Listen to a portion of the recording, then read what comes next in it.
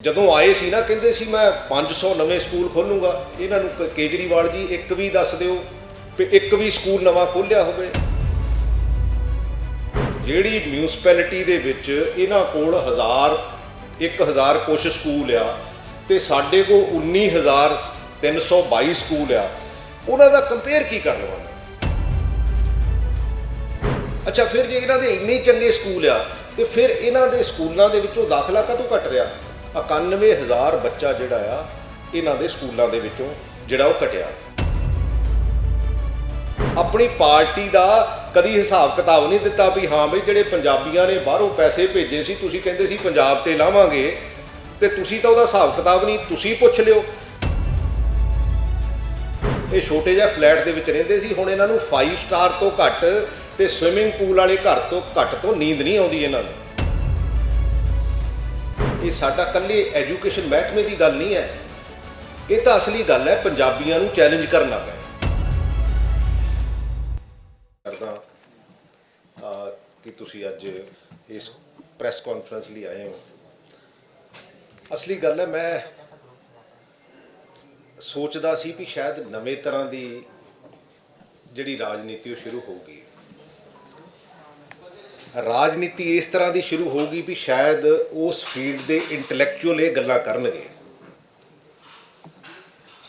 ਔਰ ਬਦਕਿਸਮਤੀ ਇਹ ਹੈ ਕਿ ਇਹ ਜਿਹੜੇ ਕੇਜਰੀਵਾਲ ਜੀ ਔਰ ਸਿਸੋਦੀਆ ਜੀ ਆਪਣੇ ਆਪ ਨੂੰ ਮਾਡਰਨ ਜਮੇ ਦੇ ਸਮੇਂ ਦੇ ਪੋਲੀਟੀਸ਼ੀਅਨ ਗਿਣਦੇ ਆ ਤੇ ਪੜ੍ਹੇ ਲਿਖੇ ਪੋਲੀਟੀਸ਼ੀਅਨ ਗਿਣਦੇ ਆ। ਇਹ ਵੀ ਉਹਨਾਂ ਮਾੜੀਆਂ ਹਰਕਤਾਂ ਤੇ ਆ ਗਏ ਜਿਹਦੀ ਮੈਨੂੰ ਲੱਗਦਾ ਕਿ ਅੱਜ ਦੇ ਸਮੇਂ ਦੇ ਵਿੱਚ ਜ਼ਰੂਰਤ ਨਹੀਂ ਹੈ। ਕਿਉਂਕਿ ਦਿੱਲੀ ਇੱਕ ਮਿਊਨਿਸਪੈਲਿਟੀ ਆ, ਇਹ ਮਿਊਨਿਸਪੈਲਿਟੀ ਚਲਾ ਰਹੇ ਆ, ਜਿਹਦੇ ਵਿੱਚ ਮੈਨੂੰ ਲੱਗਦਾ ਕਿ ਪੰਜਾਬ ਨੂੰ ਇਹਦੇ ਨਾਲ ਕੰਪੇਅਰ ਹੀ ਨਹੀਂ ਕੀਤਾ ਜਾ ਸਕਦਾ ਕਿ ਇੱਕ ਕੈਪੀਟਲ ਹੈ ਔਰ ਇੱਕ ਸਾਡਾ ਸੂਬਾ ਆ ਜਿਹਦੇ ਵਿੱਚ ਲਗਭਗ 19000 ਤੋਂ ਪਲੱਸ ਜਿਹੜੇ ਸਕੂਲ ਹੈ। ਅਸੀਂ ਕਿਉਂਕਿ ਹੋਰ ਸਾਡੇ ਬਹੁਤ ਇਸ਼ੂਜ਼ ਹੈਗੇ ਆ ਔਰ ਉਹਨਾਂ ਇਸ਼ੂਜ਼ ਅਸੀਂ ਪ੍ਰਾਇਮਰੀ ਨੂੰ ਬਿਲਡਅਪ ਕਰਕੇ ਤਾਂ ਕਿ ਸਾਡਾ ਜਿਹੜਾ ਬੱਚਾ ਆ, ਚਾਹੇ ਉਹ ਕਿਤੇ ਬਾਰਡਰ ਏਰੀਏ ਦੇ ਵਿੱਚ ਬੈਠਾ ਆ, ਚਾਹੇ ਕਿਤੇ ਰਿਮੋਟ ਏਰੀਏ ਦੇ ਵਿੱਚ ਬੈਠਾ ਆ, ਔਰ ਅਸੀਂ ਉਹਨੂੰ ਐਜੂਕੇਟ ਕਰਕੇ ਉਹਨੂੰ ਸਮੇਂ ਦਾ ਹਾਣੀ ਬਣਾ ਕੇ ਤੇ ਚੰਗਾ ਨਾਗਰਿਕ ਬਣਾਈਏ। ਔਰ ਬਦਕਿਸਮਤੀ ਕੀ ਹੈ ਕਿ ਇਹ ਰਾਜਨੀਤੀ ਦੇ ਵਿੱਚ ਬਦਲਾਅ ਕਰਨ ਵਾਲੇ ਲੋਕ ਮੈਨੂੰ ਲੱਗਦਾ ਉਦੋਂ ਵੀ ਪਿੱਛੇ ਚਲੇ ਗਏ, ਔਰ ਉਹਦੀ ਖਾਸ ਕਰਕੇ ਜਿਹੜੀ ਮੈਂ ਪਿਛਲੇ ਇਹਨਾਂ ਦਾ ਜਿਹੜਾ 6.5 ਸਾਲ ਦਾ 7 ਸਾਲ ਦਾ ਕਾਰਜਕਾਲ ਆ। ਅੱਛਾ, ਇਹਨਾਂ ਸਾਡੇ ਤਾਂ ਬੇਸਿਕਲੀ 41000 ਸਮਾਰਟ ਕਮਰੇ ਬਣੇ ਆ, ਇਹਨਾਂ ਦੇ ਤਾਂ ਉਹਦੇ ਮੁਕਾਬਲੇ ਸਕੂਲ ਹੀ 1000 ਹੈ। ਔਰ ਜੇ ਮੈਂ PGI ਇੰਡੈਕਸ ਦੀ ਗੱਲ ਕਰਾਂ, ਉਹਦੇ ਵਿੱਚ ਪਤਾ ਨਹੀਂ ਇਹ ਕਿਹੜੇ ਪੈਰਾਮੀਟਰਸ ਦੇਖਣਾ ਚਾਹੁੰਦੇ ਆ, ਪਤਾ ਨਹੀਂ ਇਹ ਕਿਹੜੇ ਪੈਰਾਮੀਟਰਸ ਦੀ ਗੱਲ ਕਰਨਾ ਚਾਹੁੰਦੇ ਆ। ਆ ਜਿਹੜੀ ਲੇਟੈਸਟ PGI ਸਕੋਰ ਆ, ਇਹ ਪਹਿਲਾਂ ਤਾਂ ਮੈਨੂੰ ਯਾਦ ਆ ਕਿ ਵਿਧਾਨ ਸਭਾ ਦੇ ਵਿੱਚ ਇਹਨਾਂ ਦੇ MLA ਇਹ ਕਹਿੰਦੇ ਥੱਕਦੇ ਨਹੀਂ ਸੀ ਵੀ ਜੀ ਸਾਡਾ ਤਾਂ ਜਿਹੜਾ ਐਜੂਕੇਸ਼ਨ ਦਾ ਸਿਸਟਮ ਇੰਨਾ ਵਧੀਆ ਜੀ, ਸਾਡਾ ਤਾਂ ਜੀ ਸਕੋਰ ਇੰਨਾ ਜੀ, ਸਾਡਾ ਸਕੋਰ ਇੰਨਾ। ਮੈਂ ਸਕੋਰ ਤੁਹਾਡੇ ਸਾਰਿਆਂ ਕੋਲ ਵੈਸੇ ਤਾਂ ਆ ਵੀ ਗਿਆ ਹੋਣਾ, ਮੈਂ ਕਾਪੀਆਂ ਦੇਤੀਆਂ ਹੈਗੀਆਂ। ਕੁਆਲਿਟੀ ਦੇ ਵਿੱਚ ਪੰਜਾਬ ਦੇ 126 ਸਕੋਰ ਆ ਤੇ ਦਿੱਲੀ ਦੇ 124 ਆ। ਐਕਸੈਸ ਦੇ ਵਿੱਚ ਸਾਡੇ 79 ਆ, ਇਹਨਾਂ ਦੇ 77 ਆ। ਇਨਫਰਾਸਟ੍ਰਕਚਰ ਦੇ ਵਿੱਚ ਸਾਡੇ 150 ਆ, ਇਹਨਾਂ ਦੇ 149 ਆ। ਇਕੁਇਟੀ ਦੇ ਵਿੱਚ ਸਾਡੇ 228 ਆ, ਇਹਨਾਂ ਦੇ 224 ਆ। ਗਵਰਨੈਂਸ ਦੇ ਵਿੱਚ ਸਾਡੇ 346 ਆ, ਇਹਨਾਂ ਦੇ 324 ਆ। ਅੱਛਾ, ਅਸੀਂ ਕਿਸੇ ਟਾਈਮ 22ਵੇਂ ਰੈਂਕਿੰਗ ਤੇ ਸੀ, ਇਹ ਉਸ ਟਾਈਮ ਚੌਥੇ ਰੈਂਕਿੰਗ ਤੇ ਸੀ, ਤੇ ਅੱਜ ਪੰਜਾਬ ਪਹਿਲੇ ਨੰਬਰ ਤੇ ਆ ਤੇ ਇਹ 6ਵੇਂ ਨੰਬਰ ਤੇ ਚਲੇ ਗਏ। ਅੱਛਾ, ਮੈਂ ਸੋਚਦਾ ਸੀ ਵੀ ਇਦਾਂ ਦੀ ਰਾਜਨੀਤੀ ਵੱਲ ਨੂੰ ਨਾ ਤੁਰਿਆ ਜਾਵੇ। ਇਦਾਂ ਦੀ ਰਾਜਨੀਤੀ ਦਾ ਮੈਨੂੰ ਨਹੀਂ ਲੱਗਦਾ ਕੋਈ ਸਾਨੂੰ ਕੋਈ ਬਹੁਤ ਜ਼ਿਆਦਾ ਫਾਇਦਾ ਹੋਣ ਵਾਲਾ। ਅਸੀਂ ਤਾਂ ਸੂਬੇ ਸਮਾਂ ਤੇ ਇੱਕ ਦੂਸਰੇ ਕੋਲੋਂ ਜਿਹੜੀਆਂ ਕੋਈ ਚੰਗੀਆਂ ਚੀਜ਼ਾਂ ਹੁੰਦੀਆਂ ਉਹਨੂੰ ਲੈ ਕੇ ਅੱਗੇ ਤੁਰਨ, ਉਹਨੂੰ ਲੈ ਕੇ ਅਸੀਂ ਇੱਕ ਦੂਸਰੇ ਕੋਲੋਂ ਚੰਗੀਆਂ ਚੀਜ਼ਾਂ ਸਿੱਖੀਏ, ਰਾਜਨੀਤੀ ਚੰਗੇ ਸਿਸਟਮ ਨੂੰ ਪ੍ਰਮੋਟ ਕਰੀਏ। ਪਰ ਬਦਕਿਸਮਤੀ ਇਹ ਘਟੀਆ ਇਹੋ ਜਿਹੇ ਲੈਵਲ ਤੇ ਆ ਗਏ। ਔਰ ਫਿਰ ਇੱਕ ਹੋਰ ਮੈਂ ਤੁਹਾਨੂੰ ਦੱਸਦਾ, ਸਾਡਾ ਪਿਛਲੇ 3 ਸਾਲਾਂ ਦੇ ਵਿੱਚ 5%, 14% ਤੇ 14% ਜਿਹੜਾ ਆ ਸਕੂਲਾਂ ਦੇ ਵਿੱਚ ਐਡਮਿਸ਼ਨ ਜਿਹੜੀ ਉਹ ਵਧੀ ਆ। ਔਰ ਇਹਨਾਂ ਦੇ 2013 ਤੋਂ ਲੈ ਕੇ ਹੁਣ ਤੱਕ ਦਾ ਜਿਹੜਾ ਇਹਨਾਂ ਦਾ ਕਾਰਜਕਾਲ ਆ ਉਹਦੇ ਵਿੱਚ 91,000 ਬੱਚੇ ਸਕੂਲ ਜਿਹੜੇ ਆ ਸਕੂਲਾਂ 'ਚੋਂ ਘਟੇ ਆ, ਪ੍ਰਾਈਵੇਟ ਸੈਕਟਰ ਦੇ ਵਿੱਚ ਵਧੇ ਆ।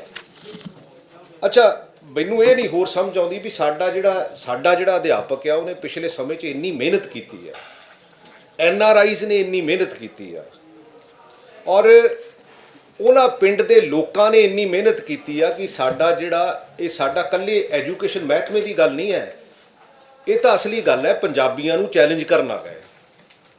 ਇਹ ਤਾਂ ਪੰਜਾਬੀਆਂ ਨੂੰ, ਉਹਨਾਂ ਬੰਦਿਆਂ ਨੂੰ ਜਿਹੜੇ ਬੰਦੇ ਬੇਸਿਕਲੀ ਇਹ ਸੋਚ ਨਾਲ ਅੱਗੇ ਚੱਲੇ ਸੀ ਇਹ ਪੰਜਾਬ ਉੱਦਾਂ ਹੀ ਨਹੀਂ ਨੰਬਰ 1 ਆਇਆ। ਹਾਂ, ਪਿਛਲੇ ਸਮੇਂ 'ਚ ਸਮੱਸਿਆਵਾਂ ਆਈਆਂ। ਅੱਛਾ, ਇਹ ਵੀ ਨਹੀਂ ਮੈਂ ਇਗਨੋਰ ਕਰਦਾ ਵੀ ਹਾਂ ਵੀ ਕਿਤੇ ਹੁਣ ਵੀ ਥੋੜ੍ਹੀਆਂ ਬਹੁਤੀਆਂ ਸਮੱਸਿਆਵਾਂ ਨਹੀਂ ਹੋਣਗੀਆਂ। ਅੱਛਾ, ਜਦੋਂ ਤੁਸੀਂ ਤੇ ਇੱਕ ਮਿਊਨਿਸਪੈਲਿਟੀ ਚਲਾਉਂਦੇ ਤੁਹਾਡੇ ਕੋਲ ਹੈ ਕੀ ਆ? ਮੈਂ ਕਿਸੇ ਵੀ ਸਕੂਲ 'ਚ ਚਲੇ ਜਾਵਾਂ, ਉਹਦੀਆਂ ਫੋਟੋਆਂ ਖਿੱਚ ਕੇ ਮੰਨ ਲਓ ਕਿਤੇ ਕੋਈ ਹੋ ਸਕਦਾ ਕੋਈ ਮਾੜੀ ਮੋਟੀ ਸਮੱਸਿਆ ਹੋਵੇ। ਅੱਛਾ, ਮੈਨੂੰ ਤਾਂ ਇਹ ਨਹੀਂ ਸਮਝ ਆਉਂਦੀ ਸਿਸੋਦੀਆ ਜੀ, ਤੁਸੀਂ ਪੜ੍ਹੇ ਲਿਖੇ ਬੰਦੇ ਹੋ, ਤੁਸੀਂ ਉਹਨਾਂ ਸਕੂਲਾਂ ਦੇ ਵਿੱਚ ਜਾ ਕੇ in what capacity you are going there, ਕਿਸ ਕਪੈਸਿਟੀ ਨਾਲ ਤੁਸੀਂ ਉੱਥੇ ਜਮਾਵੜਾ ਬਣਾ ਕੇ ਤੁਸੀਂ ਉੱਥੇ ਬਈ ਤੁਸੀਂ ਪਰਮਿਸ਼ਨ ਲੈ ਲਓ। ਮੈਂ ਤਾਂ ਅਸਲੀ ਗੱਲ ਹੈ, ਮੈਂ ਤਾਂ ਇਹਨਾਂ ਨੂੰ ਅਨਫੋਰਚੂਨੇਟਲੀ ਇਹੋ ਜੀ ਜਿਹੜੀ ਗੰਦੀ ਸੋਚ ਹੈ ਇਹ ਤਾਂ ਅੱਛਾ ਮੈਂ ਤਾਂ ਹੋਰ ਗੱਲ ਕਰਦਾ, ਮੈਂ ਤਾਂ ਕਹਿੰਦਾ ਵੀ ਇਹਨਾਂ ਨਾਲ ਲੀਡਰ ਤਾਂ ਕੋਈ ਚੱਜ ਦਾ ਰਿਹਾ ਨਹੀਂ। ਵੀ ਪੰਜਾਬ ਦੇ ਲੀਡਰਾਂ ਨੂੰ ਪੁੱਛ ਲਓ, ਇਹਨਾਂ ਨੇ ਸਕੂਲ ਦਾ ਕਿੱਦਾਂ ਇਸ਼ੂ ਜਿਹੜੇ ਚੱਕੇ ਹੈਗੇ ਆ, ਜਿਹੜੇ ਇਹਨਾਂ ਦੇ MLA ਸਵਾਏ ਫੂਲਕਾ ਸਾਹਿਬ ਤੋਂ। ਮੈਂ ਜਦੋਂ ਵੀ ਜਿੱਥੇ ਵੀ ਜਿਹੜਾ ਵੀ ਕੰਮ ਹੋਇਆ, ਮੰਨ ਲਓ ਡਾਕਟਰ ਰੁਪਿੰਦਰਜੀਤ ਕੌਰ ਸੀ, ਉਹਨਾਂ ਦੇ ਸਮੇਂ ਤੇ ਰਿਫਾਰਮ ਸ਼ੁਰੂ ਹੋਏ ਸੀ ਐਜੂਕੇਸ਼ਨ ਮਹਿਕਮੇ 'ਚ, ਮੈਂ ਤਾਂ ਉਹਨਾਂ ਦੀ ਵੀ ਸਲਾਹਨਾ ਕਰਦਾ।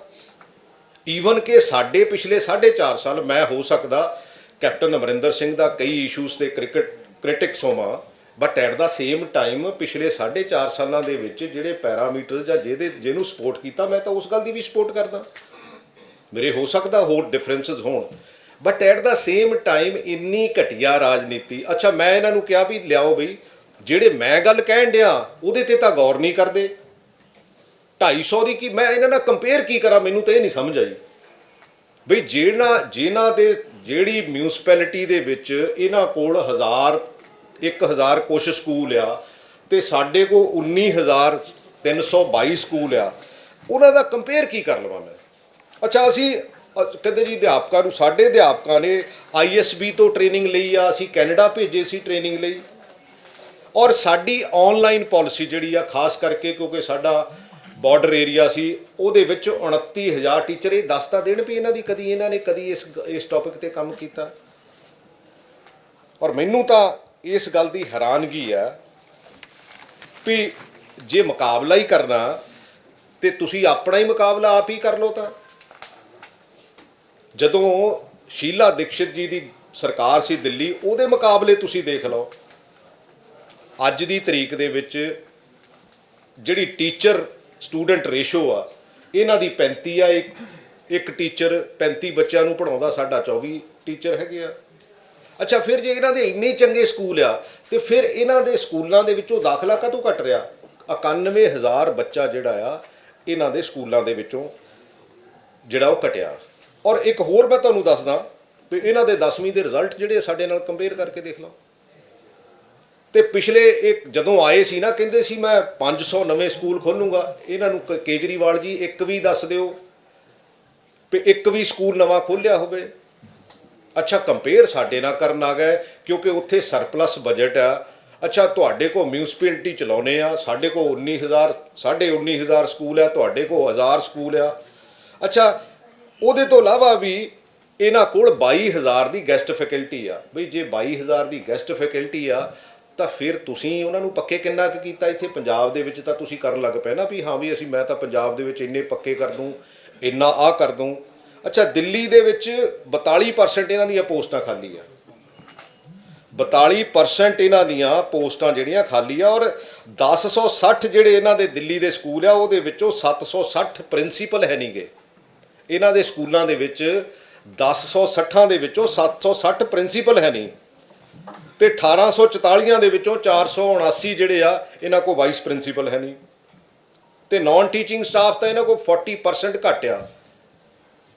ਔਰ ਇਹਨਾਂ ਦੀ ਨਾ ਕੋਈ ਟਰਾਂਸਫਰ ਪਾਲਿਸੀ ਆ। ਮੈਨੂੰ ਦੱਸ ਤਾਂ ਦੇਣ, ਮੈਨੂੰ ਇਹਦਾ ਜਦੋਂ ਐਜੂਕੇਸ਼ਨ ਦੀ ਗੱਲ ਕਰਦੇ ਆ ਤੇ ਮੈਨੂੰ ਇਹ ਆਸ ਸੀਗੀ ਵੀ ਇਹ ਕਹਿਣਗੇ ਵੀ ਕੁਛ ਕੁ ਪੰਜਾਬ ਦੇ ਐਜੂਕੇਸ਼ਨਿਸਟ ਤੇ ਕੁਛ ਕੁ ਦਿੱਲੀ ਦੇ ਐਜੂਕੇਸ਼ਨਿਸਟ ਇਹ ਬੈਠ ਕੇ ਬਹਿਸ ਕਰਨਗੇ ਵੀ ਹਾਂ ਵੀ ਕਿਹੜੇ ਚੀਜ਼ਾਂ 'ਚ ਕਿਹੜੀ ਚੀਜ਼ ਦੀ ਜ਼ਰੂਰਤ ਹੈਗੀ ਆ। ਲੇਕਿਨ ਅਸਲੀ ਗੱਲ ਹੈ ਕਿ ਮੈਂ ਇਹਨਾਂ ਨੂੰ ਹੁਣ ਉਹ ਘਟੀਆ ਲਫ਼ਜ਼ ਵਰਤਣੇ ਨਹੀਂ ਚਾਹੁੰਦਾ। ਮੈਂ ਸੋਚਦਾ ਸੀ ਕਿ ਇਹ ਨਵੇਂ ਤਰੀਕੇ ਦੀ ਰਾਜਨੀਤੀ, ਨਵੀਂ ਸੋਚ ਨੂੰ ਅੱਗੇ ਲੈ ਕੇ ਚੱਲਣਗੇ, ਪਰ ਬਦਕਿਸਮਤੀ ਹੈ। ਔਰ ਇੱਕ ਮੈਂ ਤੁਹਾਡੇ ਥਰੂ ਜੇ ਕਿਤੇ, ਕਿਉਂਕਿ ਮੈਂ ਵੀ 1-2 ਕੁਐਸਚਨ ਕੀਤੇ ਸੀਗੇ, ਮੈਂ ਇਹਨਾਂ ਨੂੰ ਕਿਹਾ ਸੀ ਵੀ ਕੇਜਰੀਵਾਲ ਜੀ 2017 ਦੇ ਵਿੱਚ NRIs ਨੇ ਤੁਹਾਡੀ ਬੜੀ ਸਪੋਰਟ ਕੀਤੀ ਸੀਗੀ, ਔਰ ਇਹਨਾਂ ਦੇ ਵਲੰਟੀਅਰ ਨੇ ਕਿਹਾ ਸੀ ਵੀ ਇਹ ਪੈਸੇ ਖਾ ਗਏ। ਅੱਛਾ, ਵੀ ਇਹ ਤਾਂ ਸਰਕਾਰ ਵੰਡ ਦੀ ਗੱਲ ਕਰਦੇ ਨਾ, ਇਹਨਾਂ ਨੇ ਤਾਂ ਪਾਰਟੀ ਦਾ ਆਪਣੀ ਪਾਰਟੀ ਦਾ ਕਦੀ ਹਿਸਾਬ ਕਿਤਾਬ ਨਹੀਂ ਦਿੱਤਾ ਵੀ ਹਾਂ ਬਈ ਜਿਹੜੇ ਪੰਜਾਬੀਆਂ ਨੇ ਬਾਹਰੋਂ ਪੈਸੇ ਭੇਜੇ ਸੀ, ਤੁਸੀਂ ਕਹਿੰਦੇ ਸੀ ਪੰਜਾਬ ਤੇ ਲਾਵਾਂਗੇ, ਤੇ ਤੁਸੀਂ ਤਾਂ ਉਹਦਾ ਹਿਸਾਬ ਕਿਤਾਬ ਨਹੀਂ। ਤੁਸੀਂ ਪੁੱਛ ਲਿਓ ਕਿਤੇ ਤੁਹਾਨੂੰ ਜੇ ਮਿਲ ਗਏ ਤੇ ਤੁਸੀਂ ਪੁੱਛ ਲਿਓ ਵੀ ਹਾਂ ਵੀ ਆਹ ਗੱਲ ਤੁਸੀਂ ਕਿਤੇ ਕੀਤੀ ਆ। ਔਰ ਇੱਕ ਮੈਂ ਹੋਰ ਗੱਲ ਪੁੱਛਣੀ ਚਾਹੁੰਦਾ, ਮੈਨੂੰ ਤਾਂ ਇਹਨਾਂ ਨੇ ਜਵਾਬ ਦਿੱਤਾ ਨਹੀਂ, ਕਿਉਂਕਿ ਨਵਜੋਤ ਸਿੰਘ ਸਿੱਧੂ ਨੇ ਇਹਨਾਂ ਕੋਲ ਕੁਐਸਚਨ ਪੁੱਛੇ, ਮੇਰਾ ਖਿਆਲ ਸਾਰੇ ਸੁਸਰੀ ਵਾਂਗ ਸੌਂ ਗਏ ਬਈ ਕੋਈ ਦੱਸ ਤਾਂ ਦਿਓ ਵੀ ਹਾਂ ਬਈ ਤੁਸੀਂ ਖੜੇ ਕਿੱਥੇ ਆ। ਔਰ ਇਹ ਕਹਿੰਦੇ ਨਾ ਆਮ ਆਦਮੀ ਆ ਅਸੀਂ, ਇਹ ਆਮ ਆਦਮੀ ਦੀ ਗੱਲ ਕਰਦੇ ਆ ਨਾ, ਤੇ ਇਹਨਾਂ ਨੂੰ ਪੁੱਛ ਲਿਓ ਵੀ ਕੇਜਰੀਵਾਲ ਜੀ ਤੁਹਾਡੇ ਜਿਹੜੇ ਘਰ ਦੀ ਰੈਨੋਵੇਸ਼ਨ ਤੇ ਪੈਸੇ ਕਿੰਨੇ ਕੁ ਖਰਚ ਹੋਏ ਆ। ਜਿਹੜੇ ਸਿਸੋਦੀਆ ਜੀ ਆ ਨਾ, ਇਹ ਪੜਪੜ ਗੰਜੀਏ ਆ, ਇਹ RTI ਐਕਟਿਵਿਸਟ ਸੀਗੇ। ਕੇਜਰੀਵਾਲ ਜੀ IRS ਆਫੀਸਰ, ਔਰ ਉਹਦੇ ਨਾਲ ਇਹ ਛੋਟੇ ਜਿਹੇ ਫਲੈਟ ਦੇ ਵਿੱਚ ਰਹਿੰਦੇ ਸੀ। ਹੁਣ ਇਹਨਾਂ ਨੂੰ 5 ਸਟਾਰ ਤੋਂ ਘੱਟ ਤੇ ਸਵਿਮਿੰਗ ਪੂਲ ਵਾਲੇ ਘਰ ਤੋਂ ਘੱਟ ਤੋਂ ਨੀਂਦ ਨਹੀਂ ਆਉਂਦੀ ਇਹਨਾਂ ਨੂੰ। ਕਿਉਂ ਪੰਜਾਬੀਆਂ ਨੂੰ ਪੰਜਾਬੀ ਇਮੋਸ਼ਨਲੀ ਹੈਗਾ।